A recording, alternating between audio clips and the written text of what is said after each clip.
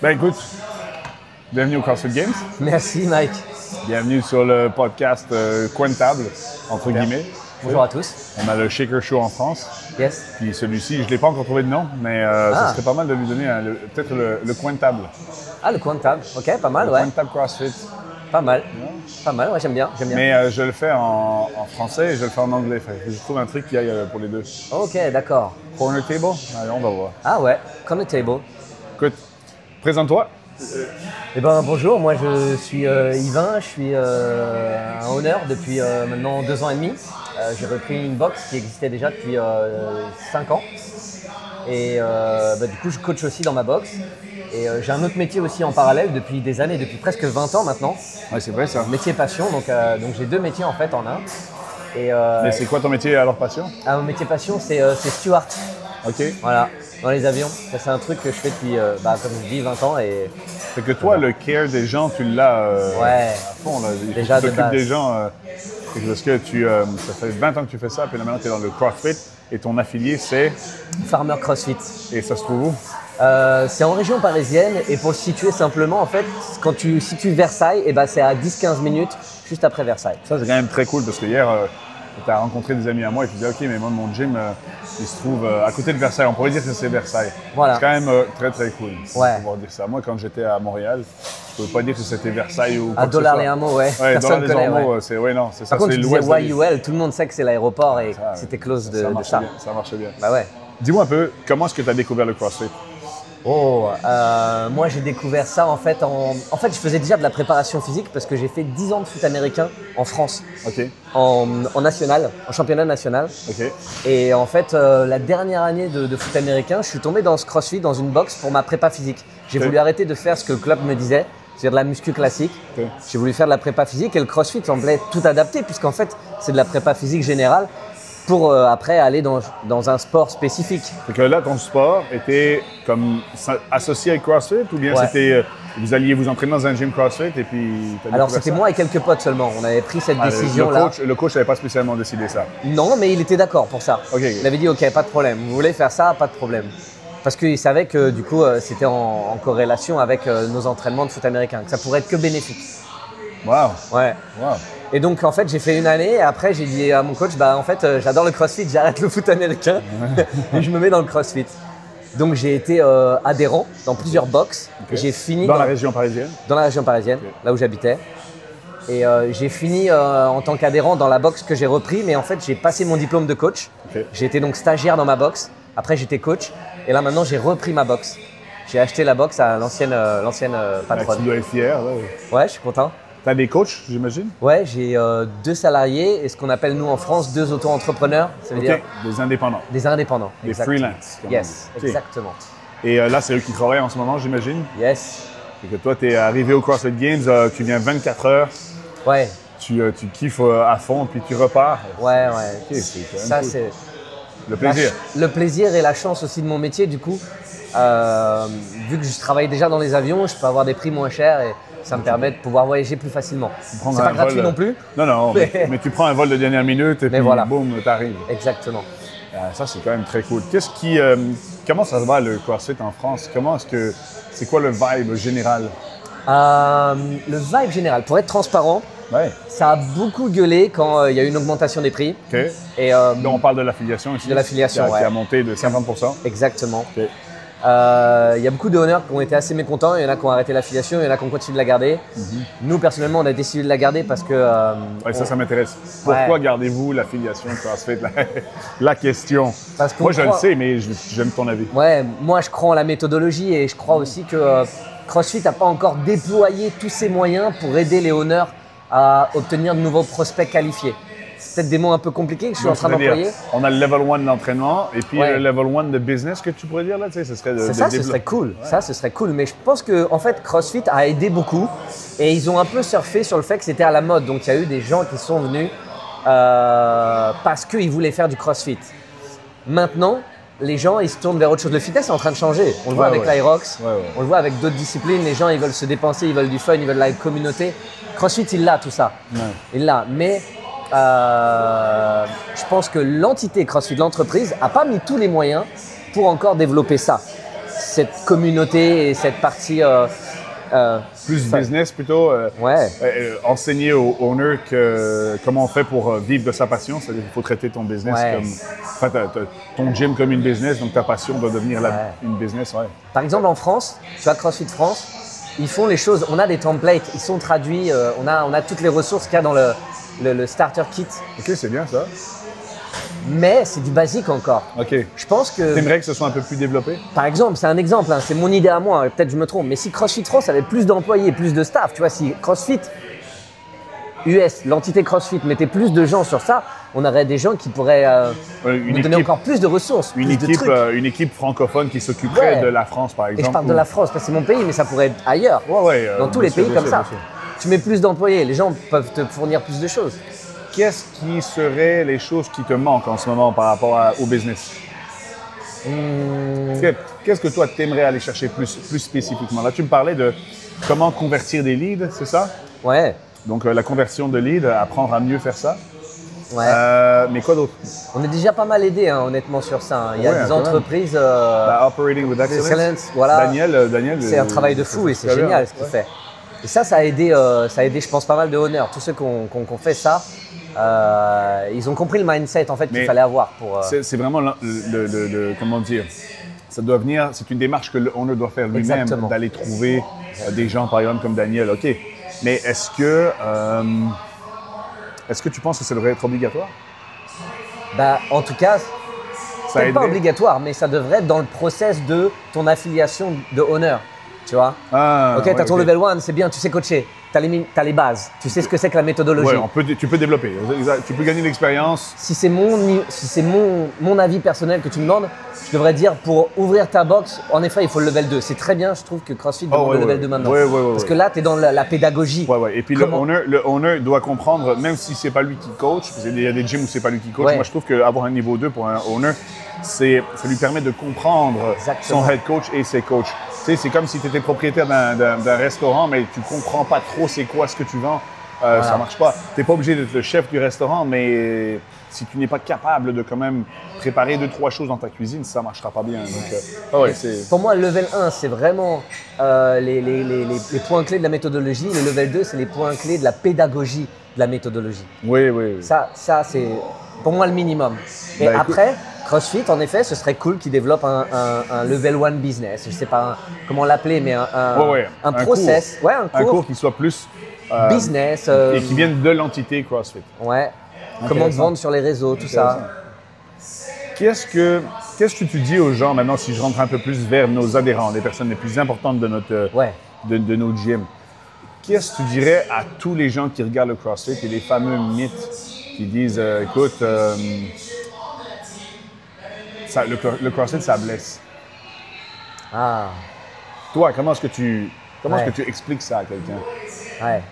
Moi, je suis assez transparent sur ça en disant que chaque coach et chaque gym en fait a sa propre atmosphère, sa propre entité.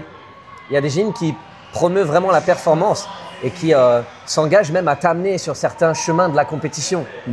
Why not? Why not? Si c'est ton souhait aussi, que tu as envie de compétitionner, que tu veux aller dans le genre de gym, why not? Mais de base, pour moi, même si le gym-là, il devrait vraiment proposer, et en tout cas, c'est ce que nous on fait, c'est le CrossFit Santé.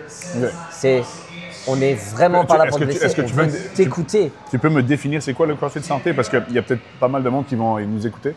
Bien sûr. Et moi, je sais ce que c'est le CrossFit Santé, mais c'est bien de l'expliquer et puis que ça vienne de toi, qui soit coach et owner français, qui n'est pas au Québec, par exemple.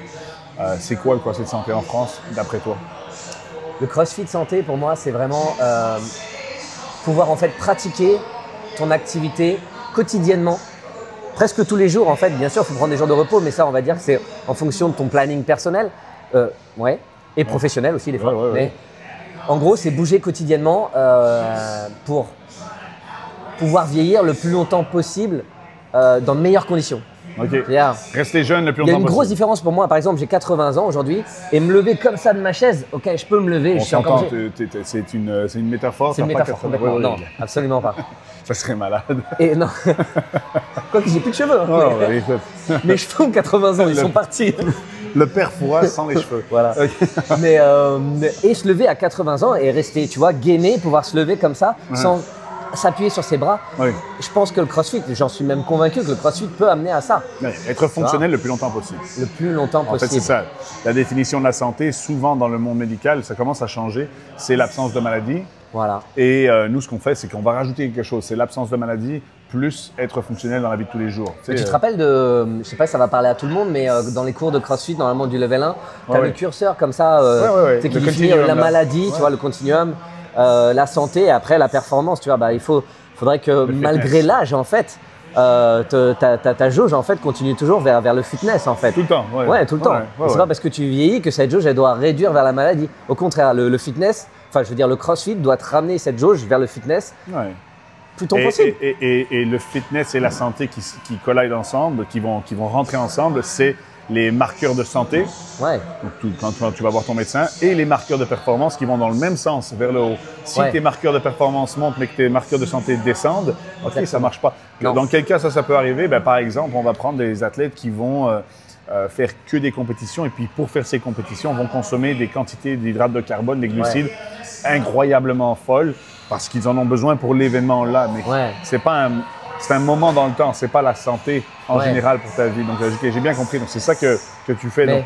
Il y avait un truc aussi très marrant par rapport aux games et aux athlètes. Je crois que c'était il y a 3-4 ans. Il y avait une sorte de reportage, je crois, de CrossFit ou quelque chose comme ça, où il y avait des datas. En fait, ils disaient il y avait tant d'athlètes qui arrivaient déjà aux games avec une petite blessure, genre une petite douleur à l'épaule, une petite douleur au genou. Donc. Mais c'est comme les Jeux Olympiques. Hein, les athlètes sont au top de leur pic et puis ils sont sur le bord d'avoir une blessure, mais c'est vraiment comme ils se préparent jusque-là, puis après ça, ils arrêtent. Un peu comme tu vois dans le sport du bodybuilding. Les gars ne sont pas secs et massifs comme ça toute l'année. Non. Ils se préparent pour cette semaine-là. Mais ce sont les sports, en fait. C'est la définition c'est la différence qu'on voit entre les sports et une méthode d'entraînement qui est utilisée pour s'entraîner pour la santé, pour la vie, pour être jeune le plus longtemps possible.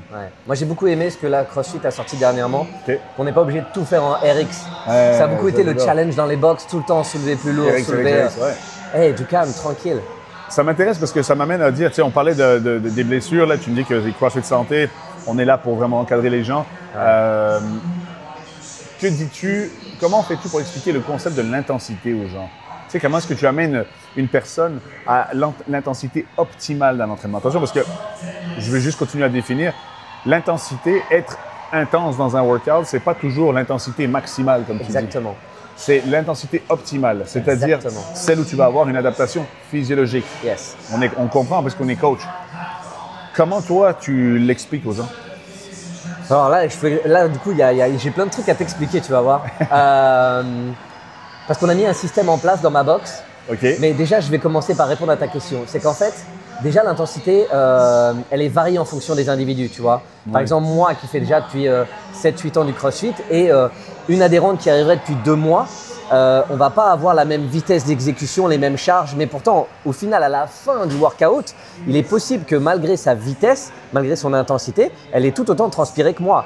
Pourtant, j'aurais fait plus de reps, j'aurais soulevé plus lourd, mais elle est là, tu vois, la variation, tu vois. Deuxièmement, il y a ce key point dans le sens où on n'est pas obligé de prendre RX tout le temps. Et ça, en fait, c'est dans la programmation. Je pense que c'est le coach aussi qui, quand il explique la séance, il doit le dire. Et c'est là où ça m'amène… C'est fournir le stimulus de l'entraînement. Exactement. Et c'est là où ça m'amène à dire que moi, dans ma box, le coach, ça fait presque 1 an maintenant, 1 an et demi, qu'on a mis en fait des RPE.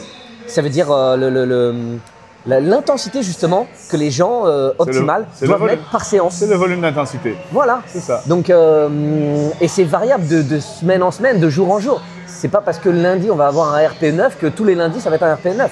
Ça dépend des séances, donc, ça dépend des trucs. Pour redire avec le RPE, c'est comme un volume, c'est ça? Exactement. Right? Qui va de 0 à 10. Exactement. Et quand on est à 10, le speaker, il explose. Voilà. À 0, on n'entend rien. Et donc, quand tu dis un RPE 9, c'est quand même relativement intense à ce moment-là. Très, très, très élevé. Donc, c'est des cartouches très courtes en général. C'est ça. Et nous, en fait, sur chaque séance, quand les gens ils arrivent à la boxe, on leur dit « Ok, ça c'est la séance. Maintenant, ça c'est le RPE que vous pouvez mettre. » Maintenant, on est aussi intelligent et on est à l'écoute des gens. Quelqu'un qui vient s'entraîner toute la semaine, par exemple. On est vendredi. Il doit faire un RPE 8-9, ce qui est très élevé. Mais il est venu toute la semaine. Le coach, nos coachs, en fait, on les a éduqués Et ils savent, ils vont dire, ok, Jean, toi, tu es venu toute la semaine. Et il y avait déjà eu un RPE 8-9, après c'était 2, 3, 4, 7, 8. Mais c'était varié du coup. Ouais, mais là, c'est peut-être pas obligé que tu fasses ce RPE-là. C'est pas parce que c'est indiqué que tu dois aller là. Si tu le sens, fais-le. Mais tu peux très bien aller sur du 7-8 et ce sera déjà très bien. Tu as déjà fait 5 jours d'affilée. Normalement, tu devrais faire 3 jours, 1 jour rest. 3 jours, 1 jour rest. C'est bon ça. Donc tu as un rythme d'entraînement. Donc 3 jours on, 1 jour off. Ça, c'est ce que préconise la méthodologie CrossFit. Oui. Maintenant, tu sais, dans les gyms… On peut tester, là, on peut regarder. Il y a des gens qui vont faire plus que ça, il y en a qui vont faire un peu moins. Ton gym, il est ouvert 7 jours sur 7 ou 6 jours sur 7. Donc, en fait, tous les chemins mènent à Rome. Voilà. Il se trouve que le chemin de 3 jours on, 1 jour off a l'air d'être celui avec le moins d'obstacles, qui est le plus logique, mettons. Ouais. Maintenant, on parlait de RPE, là, donc le niveau d'intensité. Plus l'intensité est élevée, généralement, plus le workout est très rapide, très court, très intense, parfois même lourd ou bien peut-être complexe. Yes. Et parfois, ça diminue un peu cette intensité et puis ça nous apporte des adaptations physiologiques qui nous permettent d'évoluer. Ouais. À quel point, quel est le niveau à quel point c'est important que les coachs soient formés pour bien expliquer ça? En fait, c'est la clé, c'est la base de la méthodologie CrossFit. C'est ce qui permet au monde d'avoir des résultats. Exactement. Ouais. Ça veut dire, je prends un exemple, on va dire concret, le Fran. Le workout Fran. Ouais. Je prendrais un athlète qui vient régulièrement, qui est un bon athlète dans la boxe et qui se dit tiens aujourd'hui je vais le faire en effet RX voire même plus et il le fait en 8 minutes. Il n'a absolument pas respecté la target et l'intensité que le Fran est censé t'apporter, l'aspect physiologique, tu vois.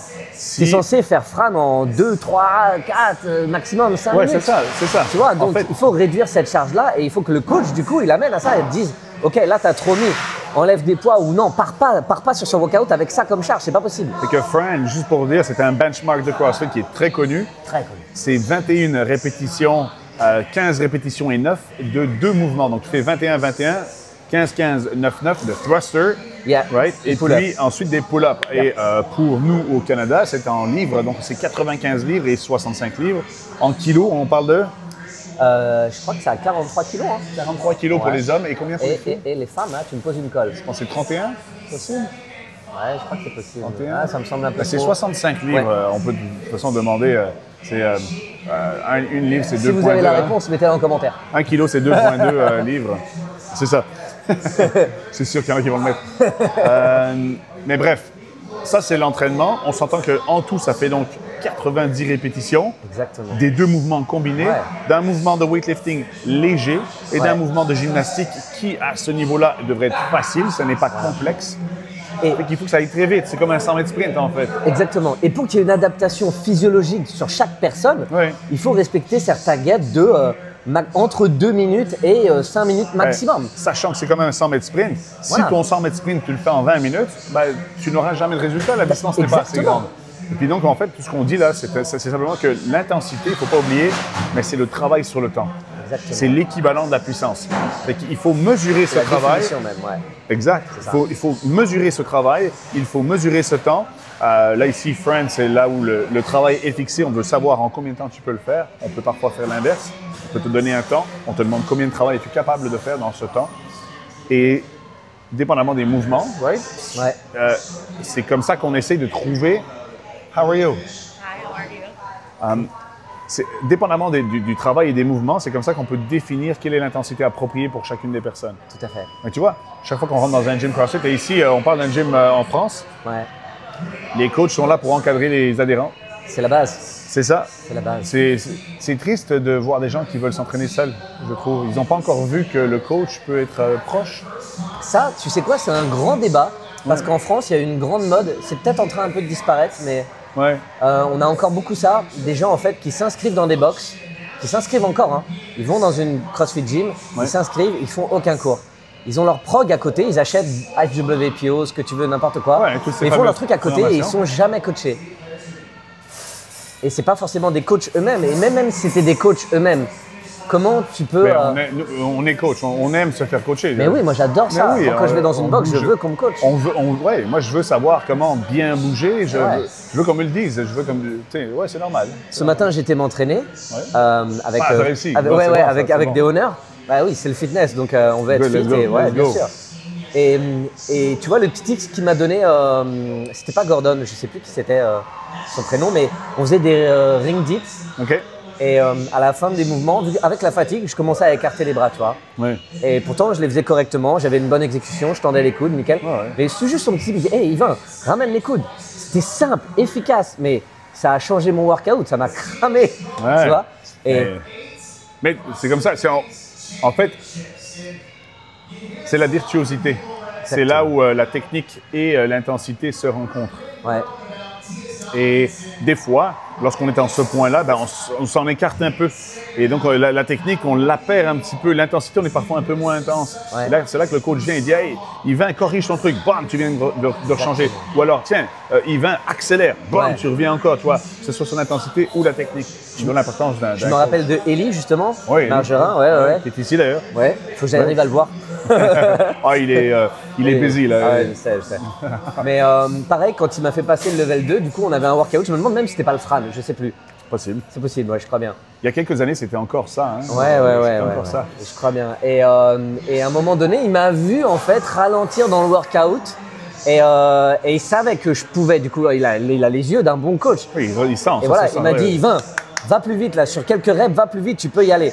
Ouais. Et donc, tu vois, il a eu ce coaching sur l'intensité, pas l'exécution du mouvement. Elle était bonne. C'était bien, mais sur cette variation d'intensité. C'est génial parce que le métier de coach, c'est un métier fantastique parce que non seulement il faut avoir cette fameuse connaissance du corps humain, du mouvement et de l'exécution du mouvement, mais il faut aussi, il y a un art là-dedans à transmettre cette connaissance, à être capable de voir. Donc, tous les coachs ne correspondent pas à tous les athlètes et tous les athlètes ne correspondent pas à tous les coachs. C'est ça qui est bien, plus il y a de coachs, mieux c'est.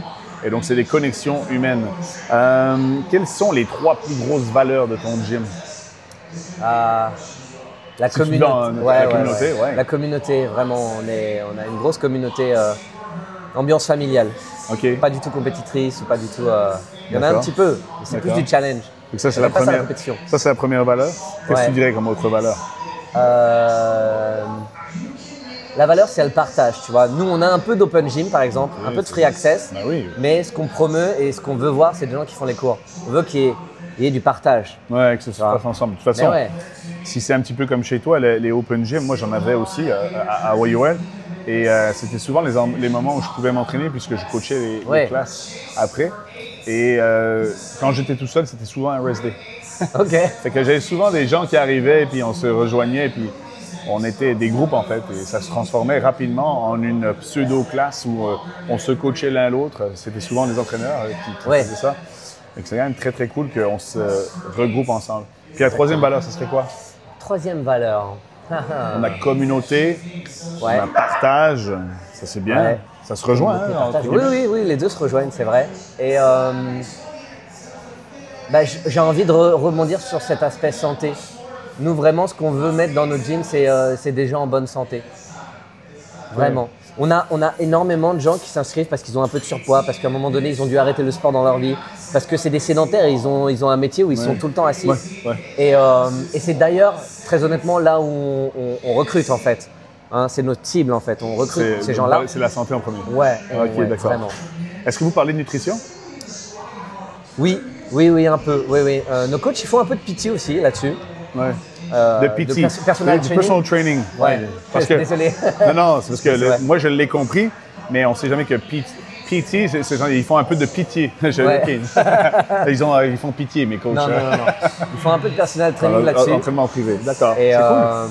Ils guident les gens donc. Ouais, ils guident un peu les gens. Ça c'est bien. Écoute. Il y a un truc. Tu sais quoi, je te donne un truc. Je le donne à tout le monde comme ça. Allez. Moi j'aime bien le savoir, ça n'appartient à personne. Vas-y. Donc je le partage. J'ai rencontré un ami, un Sudaf là, qui a une box aussi, CrossFit Josie, à côté de Johannesburg. Et il a une idée et je la trouve super. C'est qu'en fait dans son app, là où les gens ils vont réserver, et où ils réservent leur séance et ils voient leur séance, c'est d'inclure en fait une partie communautaire où par exemple il y aurait des textes à lire, que ce soit sur la nutrition, le sommeil, le sport, n'importe quoi. Et les gens qui le lisent en fait, à la fin tu dois cliquer sur, je sais pas, par exemple accepter ou c'est bon j'ai lu, et ça te donne un point. Et ce point-là, en fait, après, te permet de cumuler des points et d'avoir un café gratuit à ta box. Oh, nice. Tu vois, déjà, c'est cool parce que les adhérents peuvent avoir quelque chose après ça. Et puis surtout, en fait, ça les éduque sur quelque chose de fondamental. C'est hot, par rapport au CrossFit, c'est super chaud comme idée, j'adore. Ah ouais, vraiment. C'est mortel, hein. Mais là, tu viens de dire, ça les éduque. Tu sais, moi, ma mission, même quand j'avais encore mon affilié, c'était vraiment l'éducation. Et ça l'est toujours. C'est toujours. C'est tout le temps. C'est montrer jamais l'exemple. fini. C'est jamais fini, ouais. C'est ça, c'est de montrer aux gens, regardez, changeons nos habitudes et voici pourquoi c'est essentiel.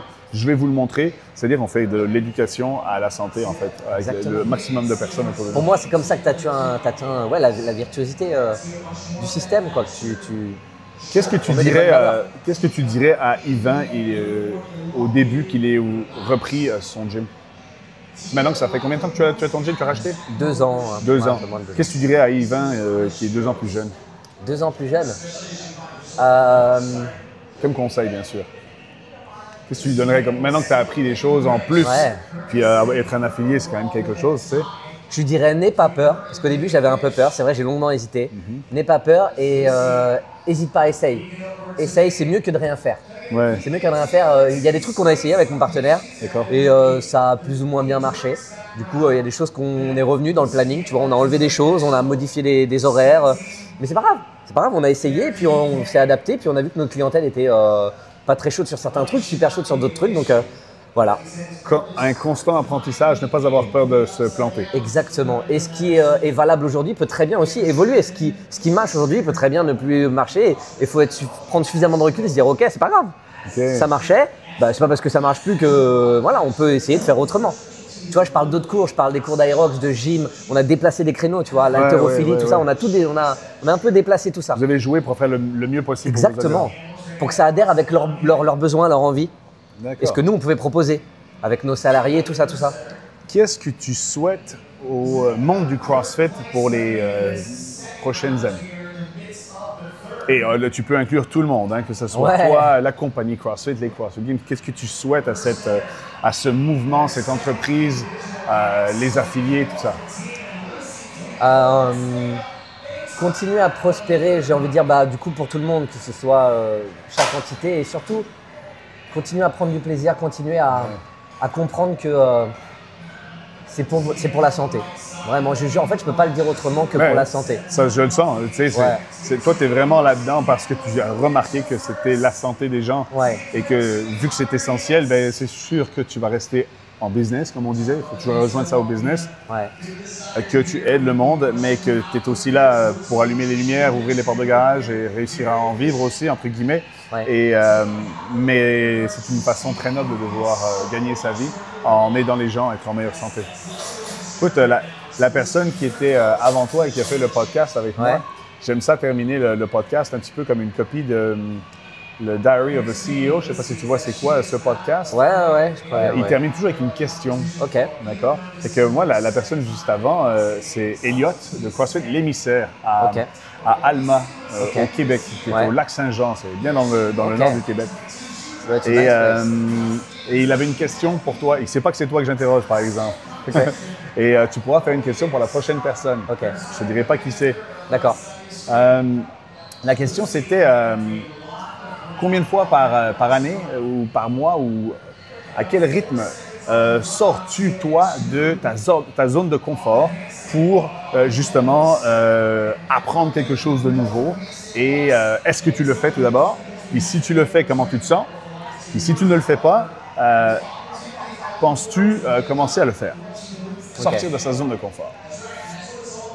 Moi, je le fais. OK. Je suis quelqu'un qui se met des challenges dans la vie. D'accord. Donc, ton dernier challenge? Mon dernier challenge, ça pourrait être reprendre la boxe, par exemple. Ah mon prochain, c'est passer le level 3. D'accord. That's it, buddy. Yeah. Good. Donc, il y en a plein tout le temps. Je me mets aussi, moi je suis volontaire sur pas mal d'événements. Oui, d'ailleurs, c'est quasiment comme ça qu'on se connaît. Exact. Nous, on se connaît grâce à notre ami Mathieu Dubroc, là. Yes. Mais c'est sûr que j'ai jamais vu quelqu'un d'aussi dédié partout dans le monde. Il y en a plein. Oui. On est quelques-uns. C'est vrai qu'il y en a quelques-uns quand même. Mais t'es pas mal partout. Moi, j'aime le judging parce que ça me continue à me maintenir, tu vois, éveillé, à rester focus, Et, donc, tu es un juge, en fait, c'est ça? Oui, hein? oui, oui. Et donc, tu es très impliqué avec la communauté parce que tu juges aux semi-finales déjà. Ouais, hein? déjà aux les semi-finales. plus gros événements avant les games. Là, cette année, les Game Masters, enfin les Age Group. Les Age Group, ouais. Les CrossFit Games, hein, Voilà. la finale, voilà. là, c'est en mois d'août, hein, ça c'est bientôt, là, c'est maintenant. Ouais, dans quelques semaines. Ouais. Et du coup, tout le temps, je me lance plein des petits challenges. Wow.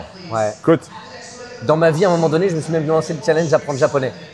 J'ai commencé, j'ai dû arrêter parce que je faisais trop de petits challenges. OK. Il faut savoir aussi à un moment donné c'est certain, prioriser. c'est certain. Moi, mon dernier challenge, ça a été d'apprendre le snowboard et de sauter en parachute. Oh, waouh. Fait que je sors un peu de ma zone de confort, mais j'ai le vertige, t'imagines. En effet. Mais c'est pas si pire que ça. Donc, ouais, bref, pour répondre à Elliot, justement, on essaye souvent de sortir de notre zone de confort. Ici, Yvain le fait souvent, notamment à racheter un gym CrossFit. Yvain, c'est quoi la question pour la prochaine personne que je vais, avec qui je vais discuter? Une question qui n'a rien à voir avec le CrossFit. Hein. Ah bon? Ouais, comme Ok. vas-y, tu peux t'amuser, hein. C'est pas obligé d'être sérieux. Ok, là. c'est pas obligé d'être sérieux. Mets-le sur le. Mais Lui tu sais ou quoi? elle. Ouais, non, mais j'avais envie quand même d'être sérieux parce qu'en fait, il y a un truc qui peut être super intéressant et du coup, ça D'accord, va ouais. faire vivre la communauté. Parfait, vas-y. C'est pour la prochaine personne qui va te répondre, c'est comment tu penses que tu pourrais améliorer l'éducation de tes gens dans ton gym? Oh. Voilà. Oh. Voilà. Ok, ça c'est bien. Comment tu peux participer au développement de tes entraîneurs? C'est ça? Même de tes athlètes dans ta boxe. Et des Ouais. gens. Éduquer les gens autour de toi. OK. Qu'est-ce que tu ferais dans ton affilié pour améliorer et éduquer les coachs et les adhérents? Enfin, toute personne. Tout le monde. Très bonne question. Voilà. Ah, c'est un owner d'affilié, fait que en plus il est belge, fait que tu verras bien. Ah, ok. Tu verras bien. Yvain, merci beaucoup. Merci C'est Mike. un plaisir à chaque fois. Toujours.